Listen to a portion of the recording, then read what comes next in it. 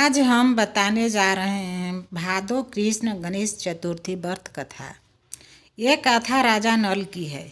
पार्वती जी गणेश जी से पूछा कि हे पुत्र, भादो कृष्ण चतुर्थी को संकट नाशक चतुर्थी कहा गया है, अतः उस दिन का व्रत किस प्रकार किया जाता है, मुझसे समझ कर कहिए। गणेश जी ने कहा कि यह माता, भादो कृष्ण चतुर्थी सब संकटों की नाशक, विविध फलदायक एवं संपूर्ण सिद्धियों को देने वाली है। पूर्व वर्णित विधि से ही पूजा करनी चाहिए। हे पार्वती, इस व्रत में आहार संबंधी कुछ विशेषताएं हैं, उन्हें बतला रहा हूँ। श्री कृष्ण जी कहते हैं, हे युधिष्ठिर पुत्र, की ऐसी बात सुनकर पार्वती जी ने उनसे पूछा कि आहार एवं पूजन में क्या विशेषता है, उसे कहिए। गणेश जी ने कहा कि गुरु द्वारा वर्णित प्राणी से इस दिन भक्ति भाव से पूजन करना चाहिए। 12 महीनों में अलग अलग नामों से गणेश जी की पूजा करनी चाहिए। विनायक, एकदंत, कृष्णपिंग, गजानन, लंबोदर, भालचंद्र, हेरम्ब्र, विकट, वक्रतुंड, आखुरत, विघ्नराज, गणाधिपत, इन 12 नाम से व्रती को गणेश जी की पूजा करनी चाहिए। अलग अलग महीनों में कर्मशः एक एक नामों से पूजा करें। चतुर्थी के दिन प्रातः नित्य कर्म से निर्वृत्त हो व्रत का संकल्प करें। तत्पश्चात रात्रि में पूजन और कथा श्रवण करें। पूर्व काल में नल नामक एक पुण्य आत्मा और यशस्वी राजा हुए। उनके रूप शालिनी रानी दमयंती नाम से प्रसिद्ध थी। वह एक बार उन्हें श्रापग्रस्त होकर राज्यच्युत होना पड़ा और रानी के वियोग में कष्ट सहना पड़ा। तब उनकी रानी दमयंती ने इस सर्वोत्तम व्रत को किया। पार्वती जी ने पूछा कि हे पुत्र, दमयंती ने किस विधि से इस व्रत को किया और किस प्रकार व्रत के प्रभाव से 3 महीने के अंदर ही उन्हें अपने पति से मिलने का संयोग प्राप्त हुआ। इन सब बातों को आप बतलाइए। श्री कृष्ण जी ने कहते हैं कि हे युधिष्ठिर, पार्वती जी के ऐसा पूछने पर बुद्धि के भंडार गणेश जी ने जैसा उत्तर दिया वैसे मैं कह रहा हूँ, आप सुनिए। श्री गणेश जी कहते हैं कि हे माता, राजा नील को बड़ी बड़ी आपदाओं का सामना करना पड़ा। हाथी खाने से हाथी और घुड़सवार से लेकर घोड़ों का अपहरण हो गया। डाकुओं ने राज को लूट लिया और अग्नि की ज्वालों में घिर कर उनका माल भस्मसात हो गया। राज्यों को नष्ट करने वाले मंत्री लोगों ने भी उनके हाथ से निकल गई। सभी ओर से निराश और असहाय होकर राजा नल वन में चले गए। वन में रहते समय उन्हें दमयंती के साथ अनेक कष्ट झेलने पड़े। इतना होते हुए भी उनका रानी से वियोग हो गया। तत्पश्चात राजा किसी नगर में सईस का काम करने लगे। रानी किसी दूसरे नगर में रहने लगी तथा राजकुमार भी अन्यत्र नौकरी करने लगा। जो किसी समय राजा रानी राजपुत्र कहे जाते थे, वे ही अब भिक्षा मांगने लगे। तरह तरह के रोगों से पीड़ित होकर एक दूसरे से विलग होकर कर्म फल को भोगते हुए दिन बिताने लगे। एक समय की बात है कि वन में भटकते हुए दमयंती ने महर्षि सरम्भ के दर्शन किए। उसने उनके पैरों पर नतमस्तक हो हाथ जोड़कर कहा। दमयंती ने पूछा कि हे ऋषिराज, मेरा अपने पति से कब मिलना होगा? किस उपाय से मुझे हाथी घोड़ों से युक्त धनी आबादी वाली नगरी मिलेगी? मेरा भाग्य कब लौटेगा? हे मुनिवर, आप निश्चित रूप से बतलाइए। श्री गणेश जी कहते हैं कि दमयंती का यह उत्तम प्रश्न सुनकर सुरभंग मुनि ने कहा कि हे दमयंती, मैं तुम्हारे कल्याण की बात बता रहा हूँ, सुनो। इसे घोर संकट का नाश होता है। यह सब कामनाएं पूर्ण करने वाला एवं शुभदायक है। भादो मास की कृष्ण चतुर्थी संकटनाशक कही गई है। इस प्रकार नर नारियों को एकदंत गजानन की पूजा करनी चाहिए।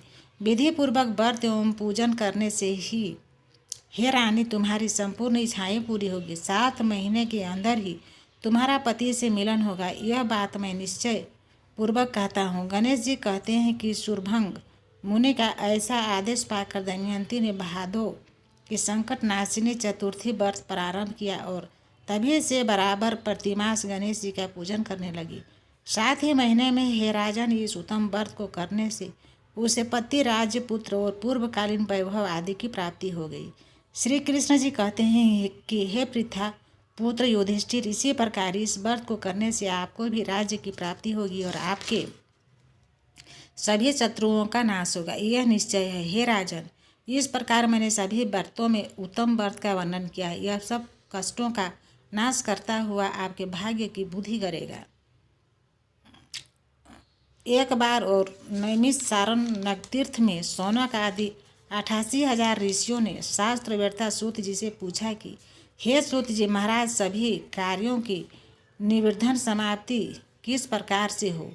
धनो अपूर्जन में कैसे सफलता मिल सकती है? और मनुष्यों की पुत्र, सौभाग्य एवं संपत्ति की वृद्धि किस प्रकार हो सकती है? पति पत्नी में कलह भाव से बचाव, भाई भाई में परस्पर वैमनस्य से अलगाव तथा उदासीनता से अनुकूलता कैसे मिल सकती है? विद्योपार्जन, वाणिज्य, व्यापार, कृषि, कर्म एवं शासकों को अपने शत्रु पर विजय प्राप्त करने में कैसे सफलता मिल सकती है? किस देवता के पूजन और अर्चन से मनुष्य को अभीष्ट की प्राप्ति हो सकती है? हे सूत जी महाराज, इन सब बातों की आप विस्तृत विवेचना कीजिए। सूत जी कहते हैं कि हे ऋषियों, प्राचीन काल में जब कौरव पांडवों की सेना युद्ध के लिए सन्नद्ध हुई तो उसी समय कुंती नंदन युधिष्ठिर ने श्री कृष्ण जी से पूछा था, हे कृष्ण जी, आप यह बतलाइए कि हमारी निर्विघ्न विजय किस प्रकार होगी? किस देवता की आराधना से हम अभीष्ट सिद्ध प्राप्त कर सकेंगे? श्री कृष्ण जी कहते हैं कि हे वीर, पार्वती जी के मैल से उत्पन्न गणेश जी की पूजा कीजिए। उनकी पूजा से आप अपने राज्य को पा जाएंगे, यह निश्चित है। युधिष्ठिर ने प्रश्न किया कि हे देव, गणेश पूजन का क्या महत्व है? किस तिथि को पूजा करने से सिद्धि देते हैं? श्री कृष्ण जी कहते हैं कि हे महाराज, भादो महीने के शुक्ल पक्ष की चतुर्थी को इनकी पूजा करनी चाहिए, अथवा सावन और घन एवं माघ मास की चतुर्थी को भी पूजा की जा सकती है। हे राजा युधिष्ठिर आदि, आप श्रद्धा भाव हो तो भादो शुक्ल चतुर्थी से ही गणेश जी की पूजा आरंभ कर दीजिए।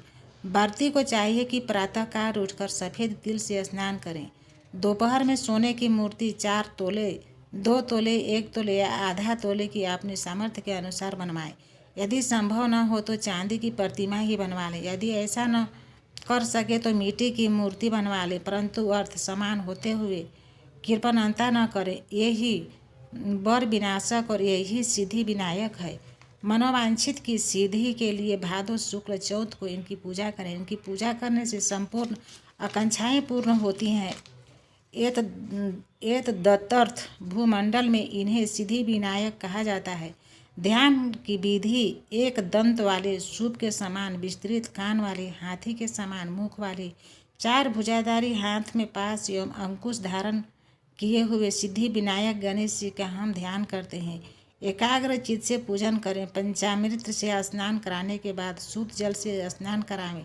तदंतर भक्ति पूर्वक गणेश जी को गंध चढ़ावें। आवाहन करके अर्घ्य आदि देने के बाद 2 लाल वस्त्र चढ़ाना चाहिए। तत्पश्चात पुष्प, धूप, दीप एवं नैवेद्य अर्पित करना चाहिए। फिर पान के ऊपर कुछ मात्रा में सोना रखकर अथवा रुपया, अठन्नी आदि चढ़ावे। इसके बाद गणेश जी को 21 दूब चढ़ावे। निम्नांकित नामों द्वारा भक्ति पूर्वक गणेश जी की पूजा दुर्वा से करें। हे गणाधिपति, हे उमापुत्र, हे पाप के नाशक, हे विनायक, हे ईशनंदन, हे सर्व सिद्धिदाता, हे एकदंत, हे गजमुख, हे मूषक वाहन, हे स्कंद कुमार के ज्येष्ठ भर्ता, हे गजानन महाराज, मैं आपको प्रणाम करता हूँ। रोली पुष्प में अक्षत के साथ 2-2 दूब लेकर प्रत्येक नाम का उच्चारण करते हुए अलग अलग नामों से दूब अर्पित करें।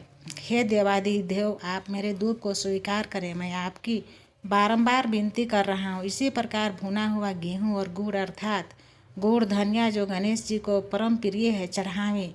इसके बाद शुद्ध घी से निर्मित 21 लड्डू हाथ में लेकर हे कुरुकुल प्रदीप कहकर गणेश जी के आगे रख दें। उनमें से 10 लड्डू ब्राह्मण को दान कर दें और 10 लड्डू अपने भोजन के निर्मित रख लें। शेष लड्डू को गणेश जी के सामने नैवेद्य के रूप में पड़ा रहने दें। सुवर्ण प्रतिमा भी ब्राह्मण को दान दे दें।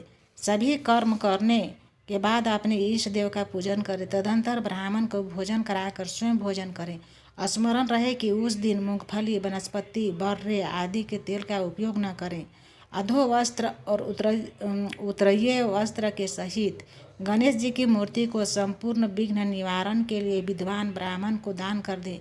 हे धर्मराज युधिष्ठिर, इस प्रकार गणेश जी की पूजा करने से आप सभी पांडवों की विजय होगी, इसमें संदेह की कोई